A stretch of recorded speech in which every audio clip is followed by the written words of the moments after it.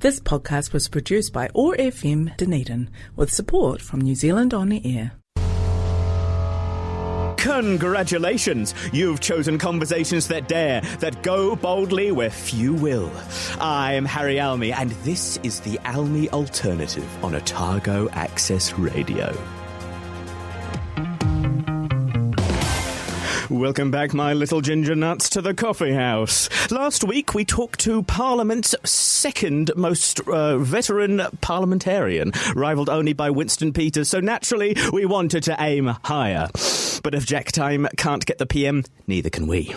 So instead, welcome the one and only, and despite my best efforts, political representative for OUSA 2026. Say hello. Kia ora. Very little intro. Yeah, it was a nice little intro, you know. I worked very hard on that. So what brings you to the studio, Flynn? Why have you dragged me into the studio to have a little chat? I wanted to ask you a few questions. No. Oh, introception, podcastception. Yeah, what's keen on your mind? What's keen on your mind today? I'm just happy to chat. I'm happy to talk about whatever. I think there's a few things coming up in the student sphere. Really? A few university things going on, a few election things going on. So I think a little korero about those will be nice. A little korero, yeah. I especially think you'll be keen to talk about the event. Podcasting is a strange time-travelling experience. This podcast will be out on Budget Day. Is there anything happening on Budget Day that you're particularly interested to talk about? Union Lawn, 11 a.m. Fees-free protest organised with student groups, list of demands for the government, and a call to action for the university and potentially council as well to rally behind students. We're getting things stripped away left, right and centre. We are indeed. It's starting to feel like the country's a bit of a bonfire. What next are they going to throw on? Just this morning at time of recording, the first reading of the bill that's putting the move on orders for homeless has passed. So between that, the BSA, fees free, as you say, what's next? What a hopeful vision we have for our future. Nothing at all.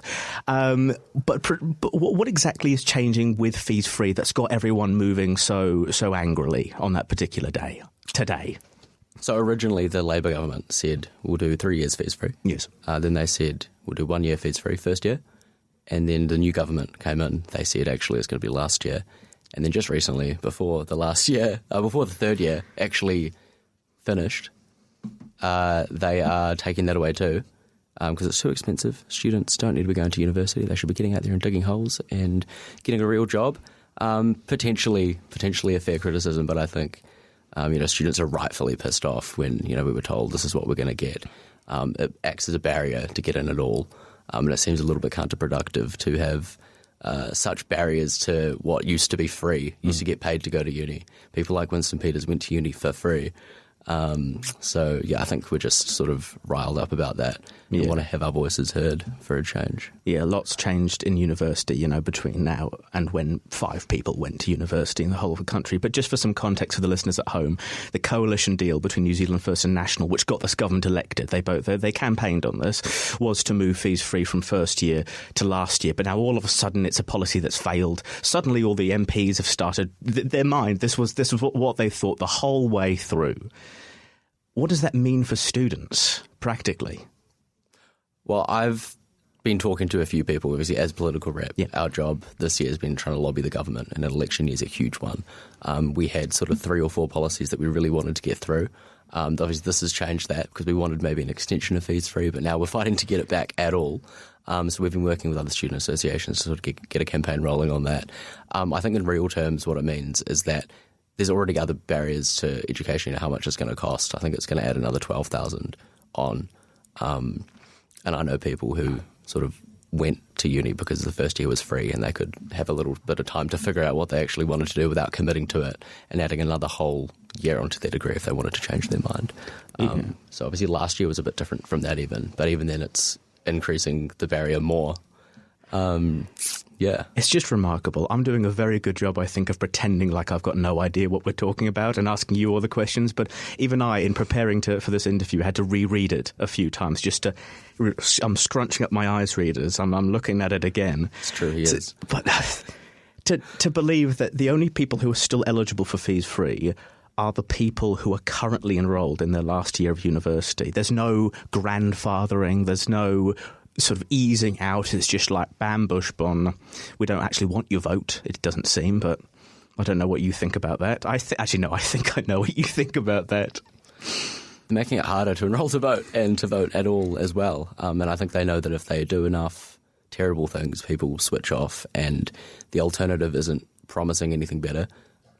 So I think people see both major parties and then they're told the other ones are all extreme. And they're sort of like, oh, maybe I'll settle for Winston, or maybe I just won't vote at all. So there's a whole lot of other stuff going on as well, which disenfranchises people. But yeah, it's not all lost. OUSA is going to do a lot this year in terms of we're trying to get the leaders down. They've all indicated that they're open to coming down. So we're sending out the invites this month. Public, we're inviting them. They're going to come. So we might try and get them down and ask them questions personally in front of students at uni in August. Oh, I'm sure they're all looking forward to it, especially the leaders of the current coalition. But what current efforts besides the protest? Because we know that the protest is happening, which you should all go and attend, in my frank and totally unbiased view. But what lobbying efforts have you done so far? Who have you been talking to? I mean, the year's young, only half of it gone. Yep, so before the semester had even started, I had talked to mostly all of the tertiary spokespeople for all the political parties. We only recently met with New Zealand First due to scheduling qualms. So we met with them recently, but all of the other political parties, they've heard that we want VSM reversed, so we want independent student associations. We want, fees, reasonable fees free if possible, and a rental warrant of fitness and things like that to get paid placements. So we sort of laid out these are things that we might be campaigning on sort of early out in the year, and they were all open to listening to that. Even ACT heard about reversing VSM, and they said, oh, yeah, cool. I don't know if much will happen with that since that was their thing. But, so I've met with all of them, and then everyone on council, we've had a pretty good relationship with them.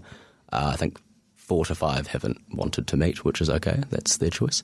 But we've been holding forums on campus as well to meet local MPs and politicians and councillors, which was a part of my thing last year. What I campaigned on was to bring politicians to uni rather than expecting students to go to them, because why would you? They don't listen.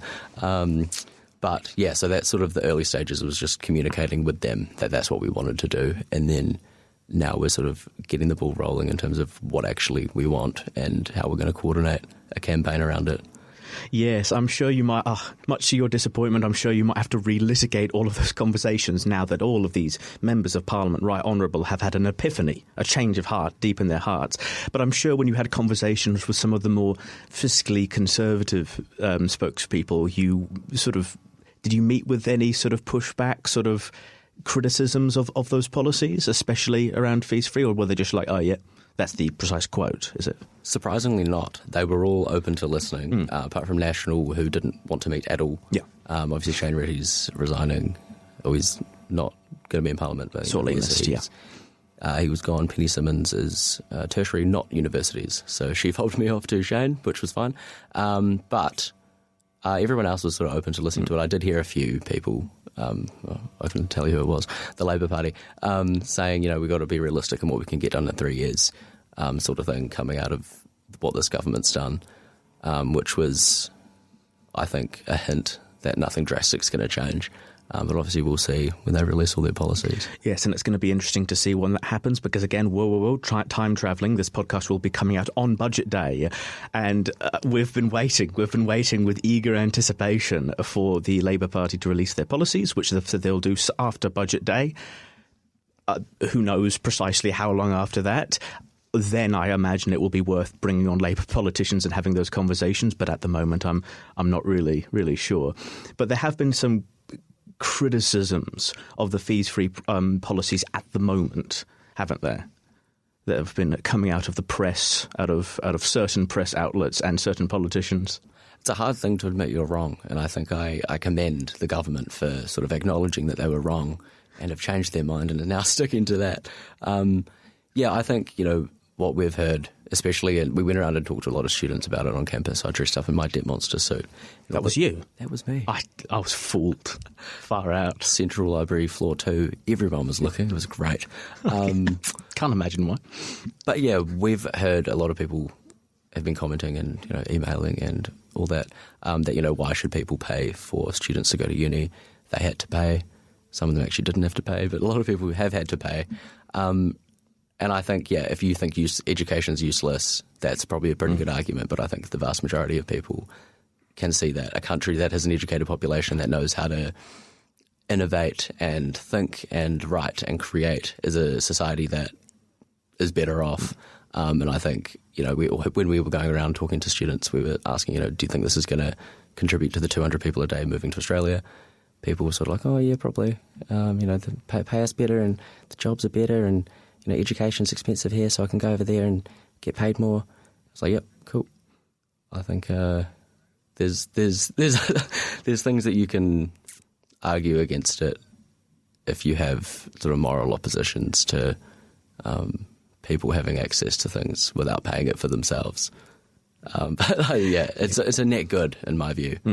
Yeah, it must be difficult for you and OUSA to formulate an exact sort of argument and position on this because there are so many quite unorganised arguments assaulting fees free beyond what you've just said. And I'm going to put them all to you because this podcast risks being us agreeing at length, mostly because we both agree that this rollback is just a little bit silly. But there is the criticism about its ineffectiveness, about what it set out to do in 2018, 2019, that it was setting out not just to the argument was this is a public good. The argument was let's get more underprivileged people into university. And I remember reading on some news article or something that came to its lowest ebb in 2024. About 18% of people who were enjoying fees free came from a lower quartile school, which is a funny way of measuring it, but that's how they measured it. Yeah, I think in my ideal world, it would start a lot earlier. Access to education and access to applying to university at all would be streamlined. It'll be accessible to a lot more people. I think, it all starts with poverty and being able to get to school and learn properly and eat your lunch, Marmite sandwich and an apple.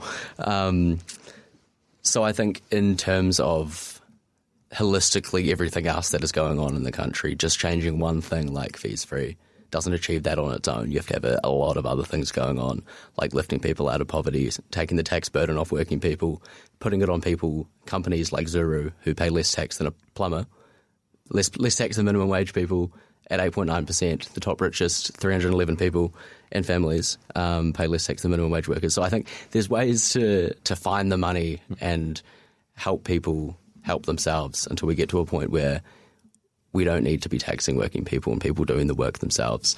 So I think, obviously it does go a lot further than that. But at the same time, I think anecdotally, going to uni, not even paying for the first year, takes a lot of the pressure off you deciding, I want this job, I have to study these things, and then getting in there realising it's shit. Now I've got to pay a lot more, Like it's a combination of things, and you can't expect one policy to solve all. Yeah, no, that's pretty fair enough. It's interesting that first part you said, because in the first part you said, you actually agree with the coalition government. The part of their argument, their unorganised, hard to wrangle with, three-headed dragon argument, is that this hasn't worked. They've put a great deal of money into fees free. That's not helped lower quartile people, and they say they're going to reinvest it into those areas of earlier education and poverty. Which they haven't done. And they've been hell-bent on taking money from people, cutting unemployment benefits, cutting disability benefits. People who are fighting to live, taking that money, and where did they put it? $3 billion for landlords, $150 million for tobacco companies, 50% tax cut for Philip Morris. Holistically, there's things that you can do. And they are taking isolated policies and isolated problems and saying, hey, well, we chucked a whole bunch of money at this and it didn't work. So education's useless. Are you putting down the totally unfounded claim that they're just doing this to plug a hole in their budget? I'd never allege such a thing. Of the right honourable gentlemen? I have full trust in our parliamentary system and the processes that it goes through, and I And I think that, if they wanted to do that, they'd tell us, because I think they're all very, very honest people. Many such people are saying this. All a bit, wink, yet. We're actually winking lots off camera. Dear readers off camera. No, all very frustrating, because all of those policies you listed were things that National campaigned for in their manifesto. That wasn't a trick. This has come out a little bit of left-centre. Where to next on this subject?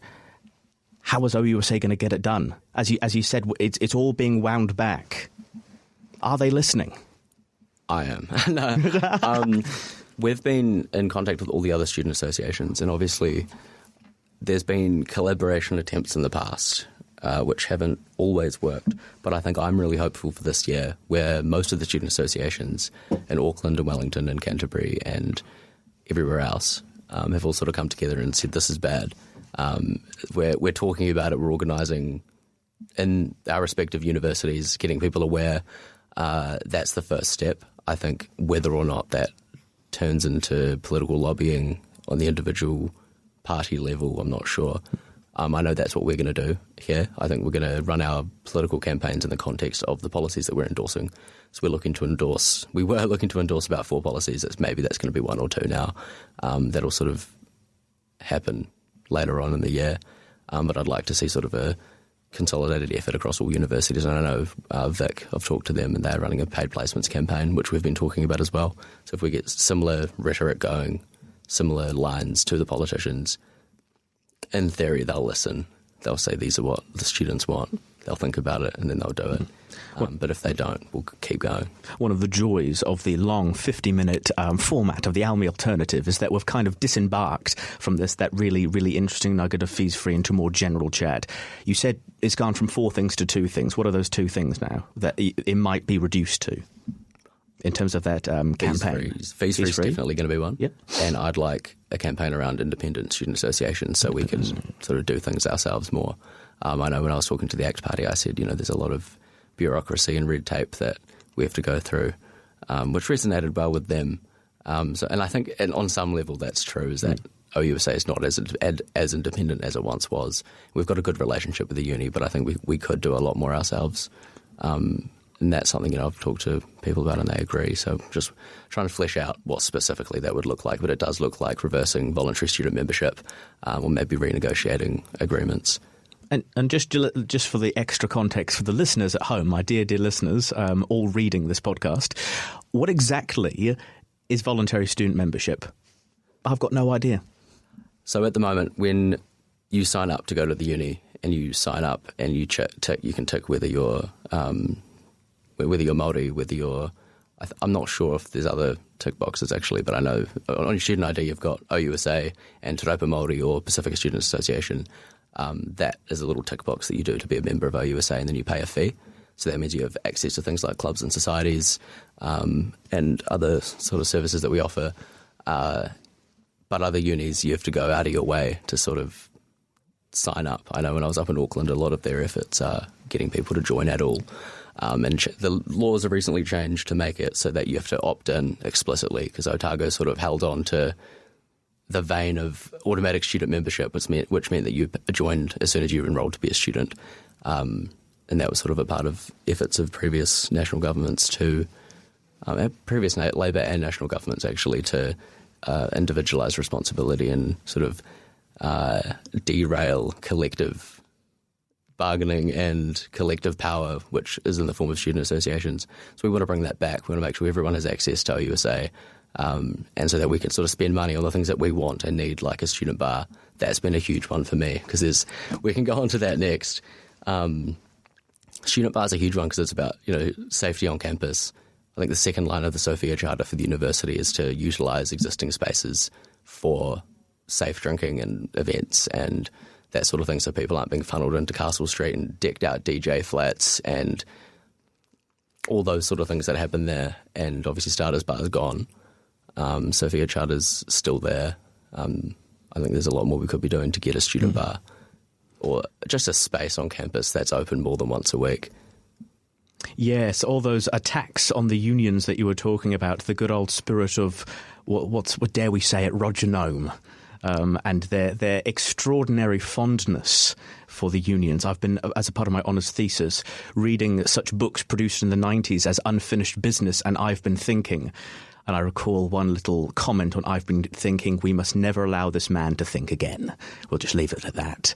But dare we talk about a student bar? Because not to slag off or bring any names into disrepute, when I'm talking to people in the community, they kind of talk about student bars with a slight cynical sort of taste in their mouth. You know, people in OUSA, they're execs, they're students, they're young, they understand, but also student bars have been promised and have been promised repeatedly. It kind of feels like the golden key. Everyone wants it, but we're never going to get it, are we?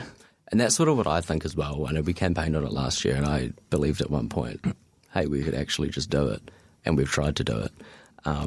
But in my mind, obviously I don't have all the answers and I don't have all the power, I don't have my magic wand, but I think it starts with giving OUSA more independence, especially more of our financial independence.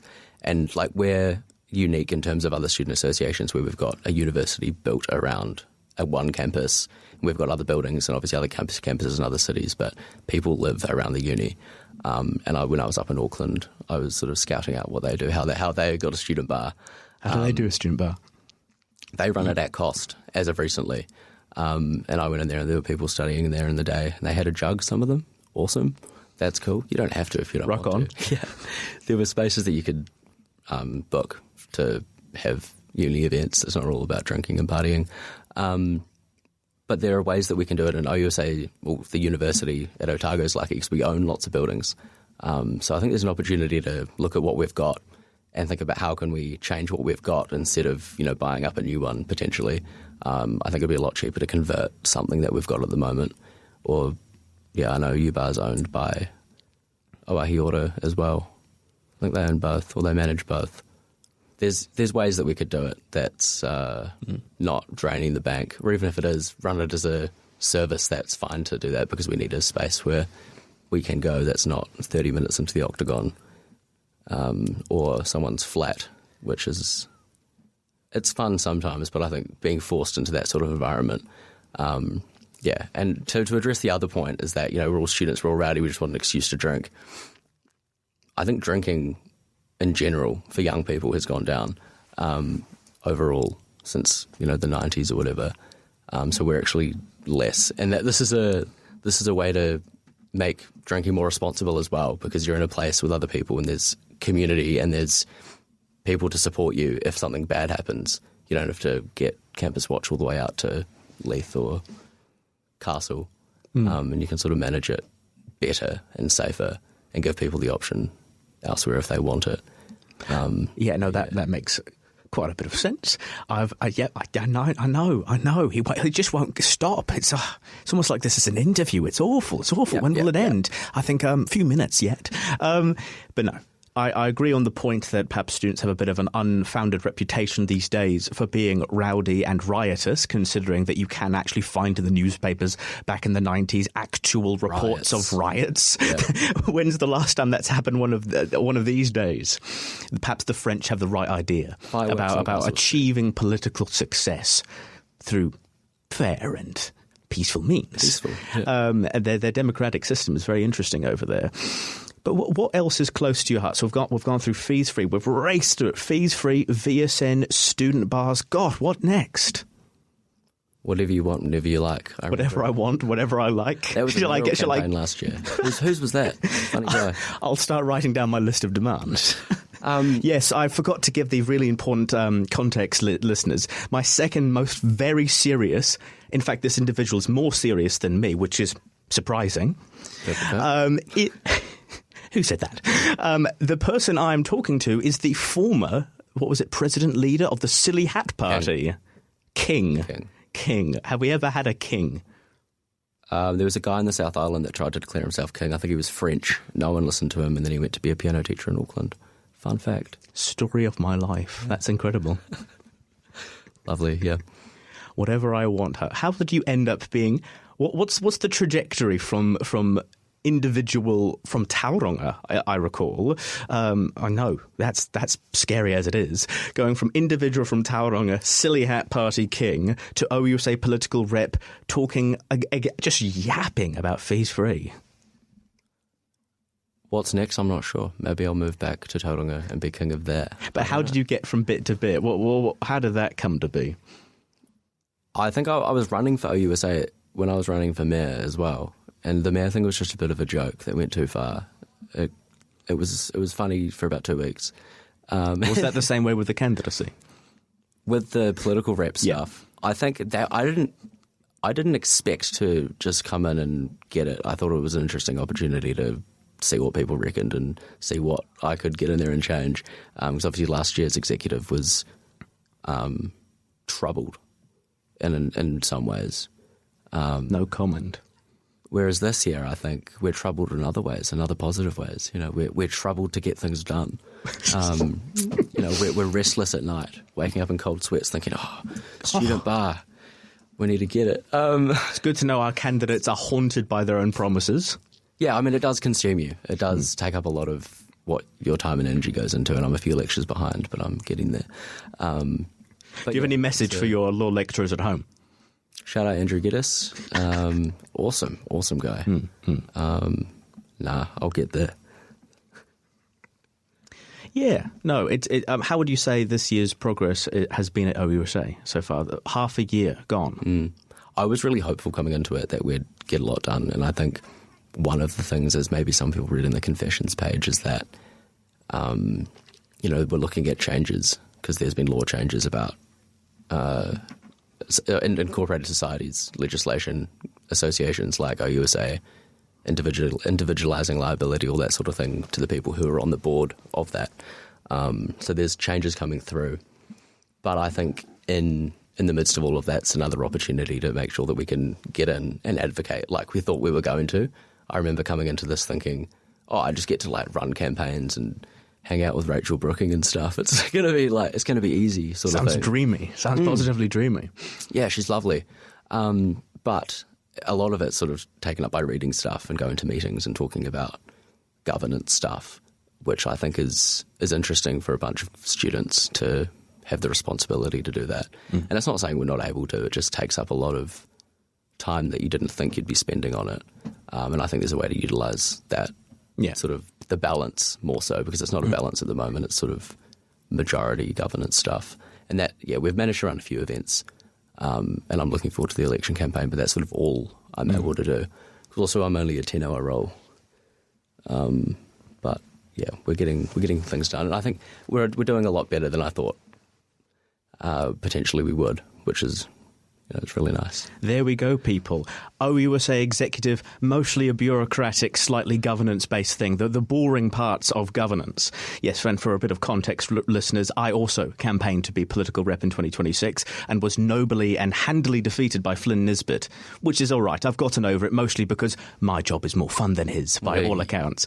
But no, I wouldn't be too hard on yourself regarding the rate of your work. I remember I caught a coffee with Kamisha at the start of the year, and she did single you out as being particularly productive on the executive. So you're doing a good job keeping yourself busy, considering that your workload you're probably going to be sprinting in that campaign period. That's going to be quite intense for you. I'm hoping if I sort it all out now, it'll sort of run itself, because we're going to get some other groups involved as well, sort of traditional, maybe debating society, all that sort of thing. I'm hoping we can get the leaders down. That'd be really good. Because I know for the Auckland one, they slowly dropped out. It was Jack Tame, though, so he's pretty scary. I'm scared of Jack Tame. We've got Molly Soppett, Sam Soppett, and Maddie Barnes emceeing us, so... You've got no chance. Exactly. I'd be scared. Watch out. Shout out. No, Christopher Luxon, you have nothing to fear. I'm one of my favourite listeners, Christopher Luxon, you have nothing to fear from Sam Smith Soppett. Nothing at all. Maddie Barnes, though. Yeah, that's another story. Yeah, no, glad you've been enjoying catching up with Rachel Brooking. Dare I ask, who's your favourite local member of Parliament in terms of personality? Dare I ask that? Local member of Parliament? Yeah. I don't have I'm thinking favourites. Mark Patterson. Yet to meet him. That's coming up. Oh, that's good. That's good. I don't have favourites, and they're all sort of OUSA former presidents. Yeah. But I do really love the Debt Monster suit. And I know Fran had a bit to do with that. So just in terms of my current... Is that something niche, that Fran made, like, way back when? I was told it was. Oh, incredible. Yeah. I had no idea. Maybe it's not. I don't know. Maybe, anyway, if it is, that's my current niche. And he's adjacent to that, so potentially him, if I had to choose, which I won't. There we go, people. Here I was thinking I was going to be given the luxury of interviewing someone who wasn't media trained, but he won't be drawn into it. He won't be drawn into those conversations. Speaking of conversations you won't be drawn into, let's just quick fire. Will you run for OUSA in any way next year? Dunno. President? Dunno. Oh, definitely not next year. Definitely not next year. He's thinking 3 years. Because what year are you in your degree? Second year. Fantastic. He's got at least 2 more. Actually, I'm not making any decisions because I go through it all the time. I think, someone else could do it better. I've done a lot this week. No one else could do it better, sort of thing. So I think we'll see what happens when it comes up to it. But at this point, I'm pretty happy where I am. That's fair enough, basically. One feels the way about that with most jobs that are tenured for 1 year. Favourite Prime Minister in New Zealand history? Quick fire, come on. Definitely not Longy. Okay, great. Norman Kirk, but he was We've got like Zionist. 57 more to sort of collapse down. Next. Least favourite Prime Minister in New Zealand history? You can say the current one. What's his name? David Longy. David Longy, fantastic. He was nice and witty. That's basically all I think about him. He did a bad job. Oh, God, one must not speak too poorly of the dead. Well, I feel like let's circle back on some criticisms that the fees-free policy has been receiving. Certain news items have just been talking endlessly about the failure of the policy. The ACT Party, David Seymour, Deputy Prime Minister of this great country. Sorry, let's just salute for a second. Saluted. He says university is already accessible.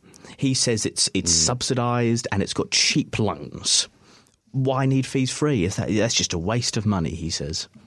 It's deeply counterproductive to put anyone wanting to seek education, which used to be accessible completely, used to get paid to go to uni, universal student allowance. Sorry, what year will we paid to go to uni? I don't know. It was some year. For a while, you used to get universal student allowance, used to get supported to go. And I think it's deeply counterproductive to put students in upwards of $40,000 of debt before they've even started working just to get an education. There's a lot that you can get out of university. It's an experience as well. You can go and get a degree and not do anything to do with that degree as a job. Also, it's an experience. Also, the government also should be making sure there's jobs in areas where you're getting your degree as well. And I think there's it's an international, I think, potentially imported American idea from the current Trump administration that, the educated it's just like a big circle hooey of educated people that are leftists and they're Marxists and they're going out to get, the working man sort of thing. And I think that's been imported. I don't think that's true. I don't think that's representative of us as a country. And I just think it's ridiculous to expect us to come out into debt. And no wonder people are going overseas to Australia or leaving the country, not coming back at all to pay off their student loans. Because obviously it's interest when you go overseas, apart from Australia. And I think, if they wanted people to stay and work, like Winston Peters campaigned in 2017. Sorry, I'm going now. Winston Peters campaigned in 2017 to pay off student loans for every year that you were here. I think after 4 years, they would pay off your student loan if you stayed here and worked for 4 years. What's he up to now? I've got no idea. Taking away fees. I don't have internet. I live better for it. I think we should all take a leaf out of your book. There we go. Flynn I'm doing a very good job of representing opposing viewpoints, but Flynn has already nipped one off by the bud, because another perspective that's been put against fees-free is that it's not actually relieving cost of living pressures, because it is not actually cash in hand. It is just the exemption from certain loans and debt that you work on to further off. But Flynn has just put it in terms of you leave uni with extra loans that take ages and ages to pay off, because you do eventually have to pay them off. They do start saying, hey, I want a bit of your paycheck every week. And they're going over to Australia, which to me is remarkable because you then get interest. How bad can things be that people are going to other countries knowing that they're going to have massive interest whacked onto their loans? It just boggles my mind. And a lot just aren't coming back at all because they've got all this interest and they're just working overseas. Yeah. And I just think that's such a twisted way of looking at it when there's already, I think, 200 people a day leaving. Like, it's beyond 200 people a day. You can't factor into it. Like, do you even see 200 people in a day walking around like a city like this? Imagine 200 people under your bed. That's a lot of people. I've never once thought about that. He's put it into my head. Dear listeners, the Almey Alternative may be alternative, but it is not that alternative. But let's move on from, how did you say it, a circle? What did you say? A circle? A circle hui. Yeah, that's a good way of putting it. Let's move on from a circle hui. But is fees free the correct priority? Because countries like Australia, they're not talking about exempting from university studies. They do a free TAFE. But the conversation and sort of flag the Australian Labor Party has pinned their hopes to is cutting student debt. Wiping HECS debt by 20%. Well, exactly. Why? I suppose the question people are going to be asking is, why is OUSA banging on about an argument that's been had about nearly a decade ago soon, and not talking about sort of just cutting off bits of student debt, if that is the thing that you are concerned about? It's astonishing we're still fighting about it. I think if we're struggling to get 1 year of fees free, I think the fight to get some of it wiped is another one. We can do both. Why don't we do both? I just think it's because we've had it, we were promised it, and then we had a portion of it, and now that portion of it was changed, and then that portion of it was taken away. It's a bit of a kick in the guts, and I think people are rightfully upset about this particular issue. But I do think potentially we could explore other forms of debt relief or things of that nature. But also I don't think debt should be a thing for university at all, personally. I think but we're here learning now. And I'm not an economist, but we're here at the university now, not paying our cent for our fees. Why don't you just let us do it for free? Someone can explain that. All the economists listening, and I do have thousands of economists who listen into the Almey Alternatives, are beating their tables. They're thumping their heads on their tables. Who is this guy? It's just one guy. It's just one guy. I'm hyperbolizing. I'm lying on air. Troy Gibbons, our economist, listening right now. Troy Gibbons, who I promise to just make sure no one thinks I'm just doing the OUSA bubble. Troy Gibbons, who will not be on this podcast for a very long time. Let's save him for another day. Another day. Have a Master Luxon. Exactly. That's my commitment here, people. Yeah, it's good and all us sitting here and talking about it. I suppose because we do agree on this. We didn't necessarily agree on it or continue to agree on it during our campaign, but just hearing you describe it, it's not like you're a mighty orator. It's just describing the facts. It is quite gutting that we were given something and we just don't have it, and no one voted for it, and it's just all that progress, all reversed. It's good and all talking about our aspirations, but what on earth are we going to do about it? Because, yeah, the government has probably spent all the money on the wrong things, but that's still money spent. You know, does OUSA need to advocate for a wealth tax or something? I feel like I'm riffing myself into oblivion here. Well, actually, in the OUSA referendum, which is coming out, there are some questions about what OUSA should be fighting for. I know in previous years we've endorsed a change of government. And I talked about this on the Palo Alto Forum, that, you know, student associations used to raise arms for the Viet Cong in the Vietnam War. One of them was looking at buying a tank. You know, we used to do actual crazy stuff, like crazy effective material things. And I think since the reversal of ESM and the individualization of the university experience has moved us away from that sort of collective power. And I'm hopeful for the 28th budget day, the protest at 11 a.m. on Union Lawn, that'll be a show of sort of the numbers and the solidarity and the ideas, because you can go there and not know much or have an opinion and go and talk to people and listen to people and have that opinion change, and what can come out of that is actual policy things. And I'm just surprised the government lied, to be honest. I'm just surprised that They've all changed their mind. Yeah. They always I was thought a bit this. naive. Yeah, I don't know. Perhaps we're not old enough to know this. It does feel like the National Party, or these political parties of today, and I hope to have the National Party candidate on to be able to ask them this question. It feels like She's from Ashburton. Yeah. Yeah. A proud Ashburner, nothing wrong with that. To be able to ask her this question, because it does feel like the National Party has changed. I mean, this is bringing it onto a different subject and showing too much of my own colours for a presenter. But goodness me, that bill about trans people, that is the death, in my view, in the Almey Alternative of the socially liberal National Party. There's no way I can't say it. And there's something to do with that, which I tried to look into it, but I was on my way here, is that it could potentially also restrict access to abortions for women under 20. And I'm wondering if that's because it defines what a woman is, whereas in other legislation it hasn't defined what it is. And I think potentially the definition of a woman would be, an adult female, and adults are considered people over 20 or something like that. So it's got indirect other causes as well. And obviously we should be standing in solidarity with our trans friends and our trans whānau, but it's amazing that it's also impacting, women who are saying, this is all about protecting women, but simultaneously taking rights away from women. And that shouldn't be the reason we oppose it. We should be opposing it because it's a heinous piece of legislation that does nothing to improve the material outcomes for anyone. It's imported culture war stuff. But it's harmful for other reasons as well. And that just amazes me. I don't know how they stood up, didn't they stand up? Catherine Webb, she stood up and said, this is going to do nothing. And then she's voting for it anyway.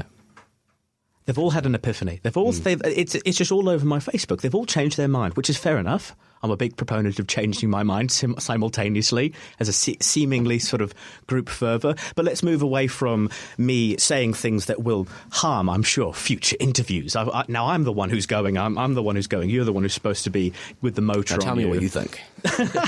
Well, of course, Flynn Nisbett of OUSA 2026. Just going back to what we were talking about the independence of OUSA very quickly. We're running out of time, so this is going to be a speed, very intellectual conversation. Let's condense. You're thinking, you're considering endorsing a change of government, but not.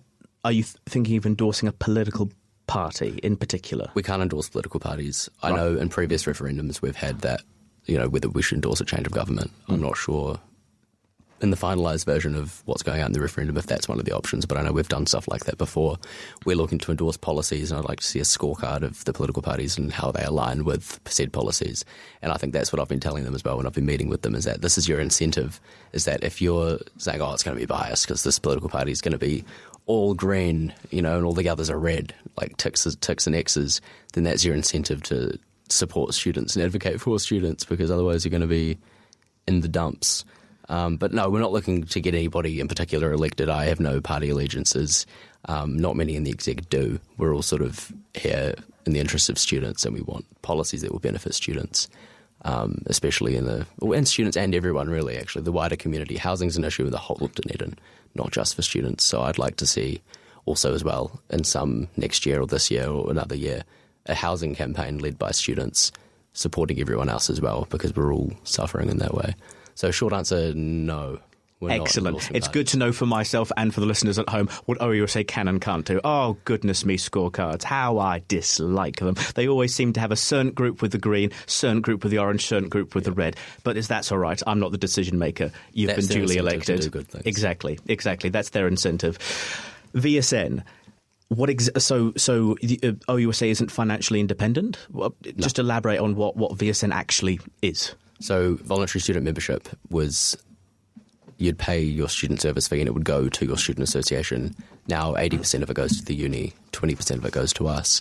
But there's also, that's to run services and advocate and all that sort of thing. But the university do run a lot of the services now. So I know they do, student health, Unipol, all those sort of things. OUSA at one point was doing those things, but they've been unable to financially support themselves because not all students were joining. And we're in a lot better of a position than other universities. We're pretty lucky, but it is still a thing where if we got all the student service fee, we'd be able to do things as we wanted to without having to, go through the levels of the university, because I don't think it would make it quicker. Like, it's not that they're getting in the way, but it's just that, we should be able to, if we want to build a student bar with our assets and our money. And that's sort of the main underlying factor there, is that, we don't, this year was one of the first years we've actually spoken out against the uni, and that was about Palo Alto. And that was in a constructive way, not, the university is awful, the university's not terrible. Brick throwing, No, which we used to do. Chasing politicians off campus. But it was sort of like here's the information you know now, here's what we'd like you to do, do the right thing. And that led to a review of the Palo Alto Agreement. So, us challenging them when it's right does work, but we'd be able to do a lot more if we had automatic student membership and all the money went to us in some way. I might have missed this bit in particular, but let's test it. You said previously that other universities in New Zealand don't have mandatory membership, but you said that perhaps OUSA did? Or it wasn't mandatory, but it was the closest to automatic that we could get. Yeah. And the legislation's changing again this year, or it has changed, so we have to change that to make it harder to join again. But sort of ours was the closest to automatic. We have some of the largest membership, because all the other student associations, not all of them, but some of them have a struggle getting people to join at all. So they've expanded their services to non-members, whereas we haven't. For things like clubs and socks. There we go. Up OUSA, up OUSA. So that is a flag, much like for the Highlanders. I will unashamedly fly that up OUSA. But what's the precise link between improved policies on VSM to being like an independent political voice? It's being what we were meant to be, which is the link between students and the university management, where in a lot of ways we've become an adjunct of university management. And again, that's not necessarily saying that it's always a bad thing. We get a lot of benefits. We've got a pretty decent agreement with them. Other student associations get less of their student service fee than we do, but also some get more. So there's always room to change. But I think this year's been indicative of our role in criticising the university and holding them to account when students disagree, Palo Alto, and the effectiveness of us just speaking out. And I'm just wondering what else we could do more if we had more independence and more sort of financial backing of ourselves, so that, we don't have to be worried about cutting ties with the university, or, if they wanted to one day in the future give us less of the student service fee because we've been too rowdy or, too problematic. I just think, there's a lot more. Independence is often a good thing, and I think in this case it is. Yeah, we're coming to the end. So I've got three general areas of inquiry. I mean, the first very obvious one is putting to you the general criticism of mandatory union membership, which is saying independence is a good thing, so I want to be free of the unions. Then the next thing is just I haven't read the confession. Honest to God. So just explaining what you meant about sort of like that independent liability, and then we're just going to wrap up with your final sort of fees-free pitch. What you want people to know about the protest on the day. Yep. So with that confession, it was a student who'd read the minutes of one of our OUSA meetings and gone, oh my goodness, professional independence, old white men deciding, representing us as students. Scary if that's what's going to happen. Scary. I wouldn't support that if that's what was going to happen. Dark day. I don't know if anyone would support it. Students would have to support it if it went through. So President Daniel Almey, all glorious Supreme Leader, Governor Daniel Almey. All hail. Put another confession in responding to that, sort of explaining why we need to do this, and that's because changes to the Incorporated Societies Act 2022, something like that, individualises liability. So if OUSA were to get sued, or if something happened and we were facing legal charges or whatever, which we have been sued in the past, individual exec members, so full-time students, could be singled out. This decision that you made was the reason. Whereas at the moment, OUSA itself as the entity would be sued or taken to court or whatever. So it's individualising the people making the decisions rather than as a collective. And that puts students running for exec at huge risk if something were to happen, even defamation. Like, it doesn't have to be that you actually defame someone or anything like that, but you can sue for defamation. So individual students could be singled out, and that would potentially put them off running altogether. And that's already a bit of a problem. We've got roughly new people coming in every year who don't understand the role, and it takes several months, like for me, to understand what it's even about. And I just think that would worsen the situation. But obviously there's concerns with independence. Sitting on a university student union association, but I think it can work if we want it to. And I'm confident that it wouldn't pass unless it was, backed by students, because it does have to be voted on by the student body. Yes, no, that particular confession, dear listeners and readers, will have been very aged by the time this podcast comes out. But I would just personally encourage a general attitude of whenever OUSA does something to not extrapolate from that the end of the world. And it is scary stuff. If you read something that doesn't give the whole context or anything, you obviously jump to the, oh my goodness, what does this mean? And I think, they're valid concerns, genuinely. But I don't have the power to stop things from happening, but I wouldn't let it happen without, talking about it. There we go. Flynn Nisbett, he'll stand up for you. But all the OUSA exec people do have emails for your legitimate concerns. And is UO comms? Is UO Confessions the new place of OUSA comms? Class of 26 is down, so maybe. Maybe. Right, we're coming near to the end. Mandatory student membership for OUSA. I'm hearing Prebbles Rebels. They're down there. They do not like the sound of that. They want to be free from unions. What's your response? I prefer automatic. You prefer automatic. I think yes, and even when it was automatic, you could opt out. I think James Mega was one of the only ones to opt out in 30 years. So, it can be done. There we go. But automatic. Yeah. Calm down, Prebbles Rebels. A little bit. Calm down, Prebbles Rebels. No, they're nice. Fantastic. Right. You've now got 5 minutes all to your own to talk to the glorious and there's lots of them, listeners of the Almey Alternative, I bet, about your protest when this podcast comes out. Yep. So on the 28th of May, this month, next Thursday, the 28th of May. I hope you know. At 11 a.m.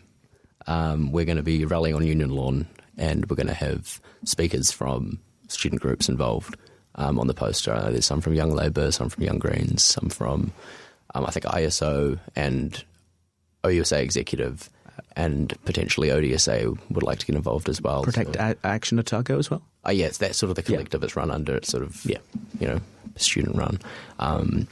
We're getting out there and we're going to raise awareness. There's a sign making as well before then. That'll be out on the exec page and other social medias before then. But it's sort of just an opportunity to speak to the media coherently and collectively and say, hey, this is what the government's doing is bad. We oppose it. This is what we'd like. None of the MPs will be there, I think, because they're all in Parliament for Budget Day, which is fair enough. I'm looking at also getting potentially a letter of support from the council. So hopefully by the time you're listening, that'll be well underway and you'll be reading about it in the ODT. Students bring down government decision, fees free reinstalled, or something like that. I'm sure the headline will be very kind and balanced. Shout out Matthew Littlewood. Oh, Matthew Littlewood, love of my life. No, that's not true, listeners. That would be terrible. We're impartial. We're lovely. We're very impartial. But you heard it here first, folks.